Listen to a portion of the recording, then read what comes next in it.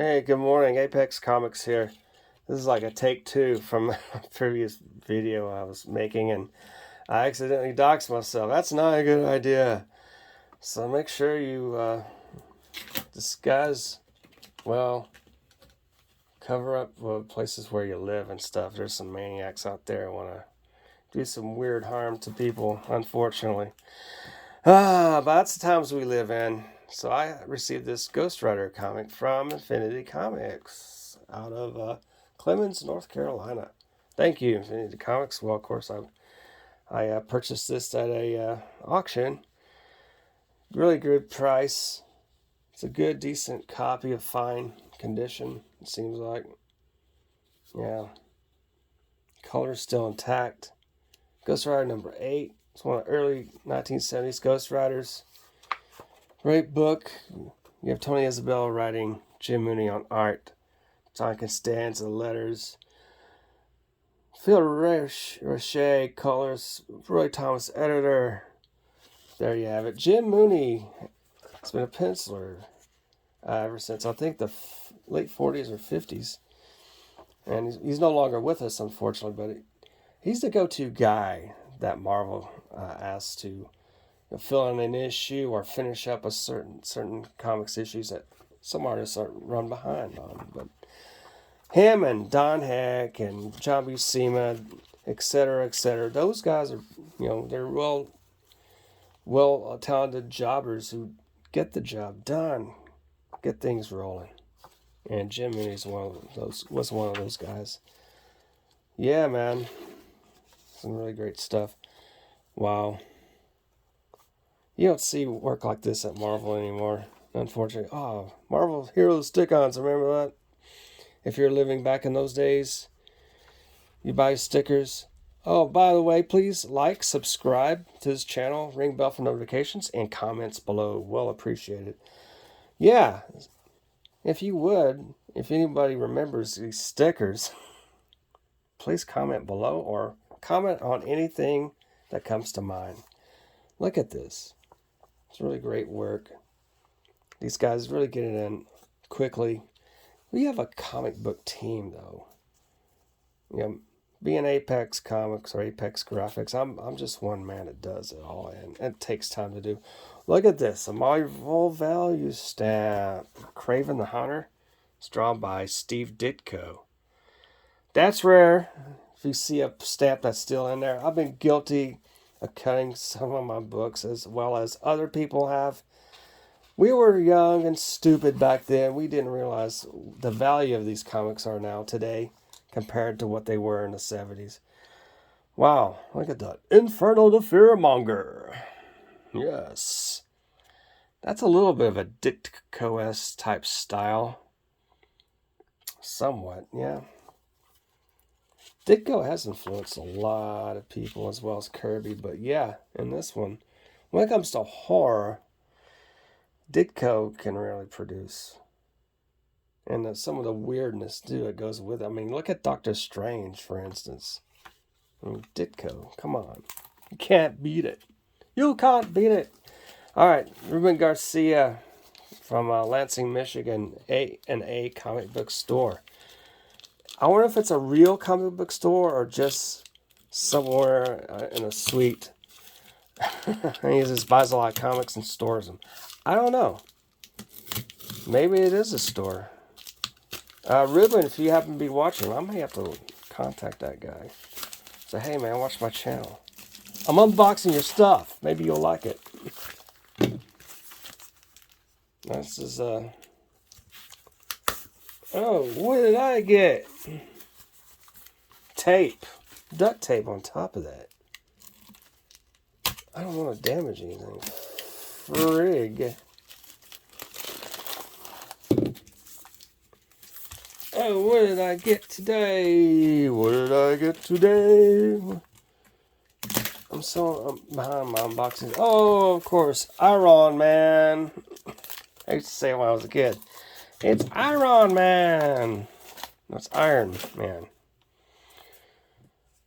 I was looking at. I remember it was at a Denver. It was a Denver convenience store, an airport, wherever they had comics there. Yeah, the old Iron Man symbol. It was not this one, but it was another one. I was like, oh, Iron Man. I was about 8. 7 or 8 years old. But yeah. Damn, imagine if mom and dad bought me an Iron Man comic from that time, around 1970. Wow. Yes, I am a boomer. I get it. Well, this is cool. Bob Wojcik. MD Bright. Good pencils, man. John Byrne wrote it. Dragonlord. This is really cool. Get Fin Fang Foom. I don't get enough Fin Fang Foom in my collection. This one I'll add to it. 25 million lives will be saved by video games. Go figure. Look at that. Wow. Wojcik was an underrated inker. I'll give him that. I mean, he's one of those jobber guys, man, that you can rely on to finish the books. As well as back then, Don Heck, John Buscema, George Tuska, Jim Mooney, a bunch of those guys that come to mind.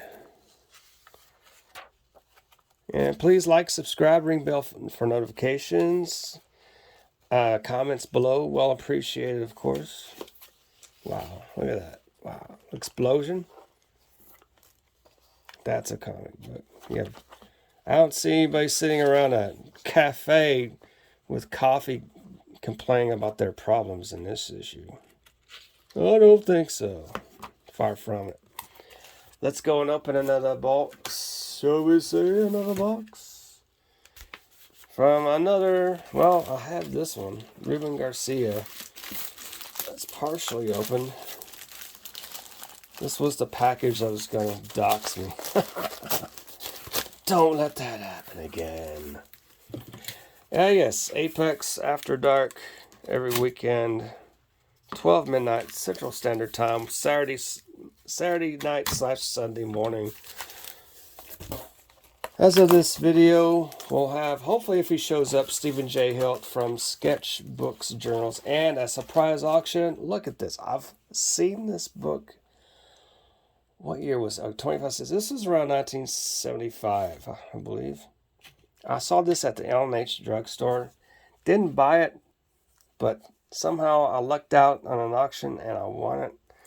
A very cheap price. I was surprised how much it was. It was less than $8. I'll give you that. I think I bought it for like maybe $3 something. I'm not sure, but look at this. Finish the cover, Aparo. Rock kills Batman or I'll kill you. I love it. I mean, a bit of real life happening. This is awesome. Oh, what is this going to be really inside this issue? Martin Rats, I was waiting for you this time. Some Jim Aparo artwork. He wrote this, I think. Is it Denny O'Neil? Bob Haney and Jim Aparo. Bob Haney, yeah. Yeah, Small War of the Super Rifles. Oh, what? Okay. Is this Sergeant Rock? Well, this was the 70s, so Rock would still be alive. He'd be an elderly man. And I think, are they going after war criminals? Oh, it's the Blackhawk. Oh, look at that. Unfortunately, Jim Aparo he died from poverty. It was just sad. He's such a talented illustrator, comics illustrator. And I wouldn't mind diving into some of his work. I know he's done things outside of comics, but I'm going to have to look him up. Nope, look at this. Oh, is actually Jim Aparo? Yeah, he makes an appearance. So that'd be great if the actual story has the guy gonna kill Jim Aparo if he doesn't draw the.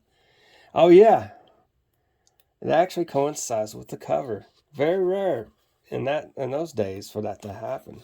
Usually, you want to sell the book with the cover that misleads the story, and you don't want to do it. This actually has, "I'm gonna kill you if you don't." If you don't draw Batman killing Sergeant Rock. Oh, look at that.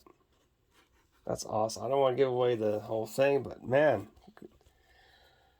this is a good one. All right. Now, let me open the final package of this video. Morgan Taylor from Henry's Goods, Kelseyville, California. How are things in California, I wonder? People leaving the state in mass hysteria. Well, live somewhere where they don't have to pay a bunch of high taxes. I hope it's better than what the news is telling us. But, you know, news is news. Hopefully report facts and not spin. That's what real news should be. Real journalism should be who, what, where, why, how, not how you spin it. That's how Walter Cronkite would phrase it. People know who Walter Cronkite is or who he was. There we go. We got Conan the Barbarian. Wow. It's a Gil Kane cover. Beautiful. One of my favorite artists. Gil Kane. It looks like a poly bag. I'm not... Wow, look at that. And tape the hell. Of course, I'm going to put in another cover. Cover from your other mother. It's Conan. Na, na, na, na, na, na, na. The Barbarian. Na, na, na, na, na. Conan. Na, na, na, na. Na, na, na. Na, na, na. Polybag for your protection. Good. That's the way my condoms should come in. Polybag. Oh, Apex, stop it. Oh, I don't know, man. I need scissors. Quick, Gray Man. Hand me the scissors. I must surgically remove this cover from the comic book carefully. Surgery is very important. I must have the proper tools of cutlery to actually get to this book. Yes, Conan the Barbarian. Na, na, na, na, na, na. Gil Kane cover. I wonder if Gil Kane drew it. Well, let's find out. Gil Kane, did you draw this book? 25-cent cover between 1974 and 76. That's what the price of 25 cents were back in that day because I lived it. Yes. Oh, that's a Mike Plug. Mike Plug drew a few Conan books. I think it's one of his rare ones they draw. Remember the Ghost Rider, Man Thing, Frankenstein Monster, Mike Plug. He's still around. He's retired. As you may not know, I think I may have covered this story. How I met Mike Plug. I was in Cartoonist Northwest group around, what was it, 1996, I think? 97? Late 90s. Nice guy, man. Not very nice gentleman. He was illustrating a Santa Claus book back in the day. Invited me up to his studio. I never got to call him. I kicked myself in the ass for not doing that. I guess I was busy working at the time and didn't get a chance to go up there. He lived in Bainbridge Island, Washington at the time. I think he's in the Northeast right now, retired. He's a really cool guy, man. Said, hey, I'm having a beer and stuff. I could have had a beer with him, gone through the studio, we would talk shop. He would have taught me some really cool illustrative techniques.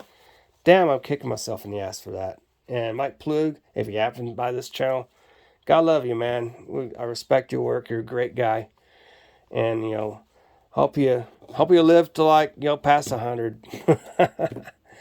You know, he's one hell of a guy, man. He's down to brass tacks. A real illustrator, talent that's, you know, well respected. You know. All right. This is cool. Man. Yeah, Plug. Plug can draw.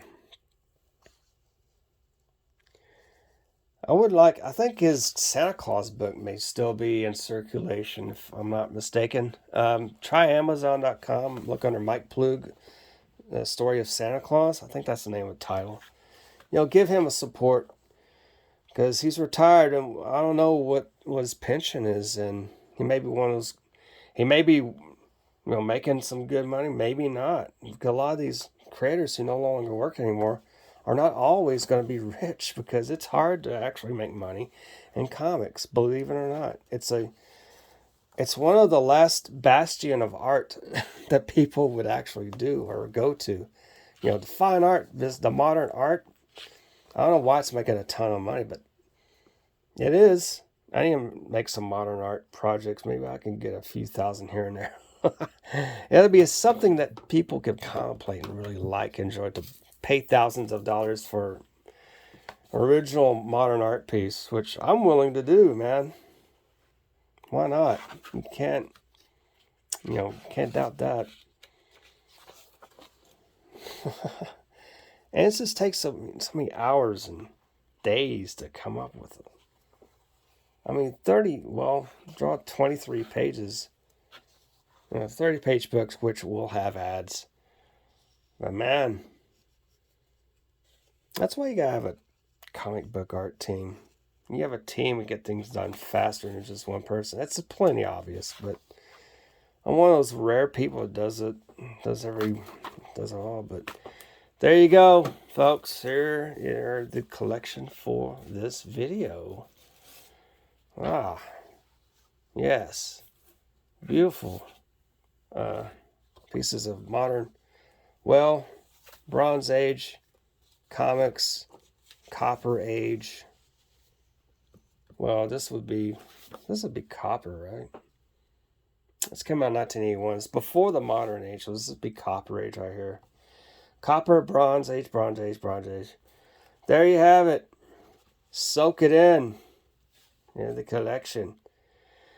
Yeah, Apex After Dark every weekend. Like I said, there'll be as of this recording, there'll be Stephen J. Hilt if he shows up on Super Sketch Journals. After that, we'll have a short comics arc, surprise comics arc, and stay tuned to that. It should be fun. I'll invite some people there on the panel. I have to upgrade my StreamYards to fit more than 6 people in there. So anyway, have a great day. God bless. Ciao for now.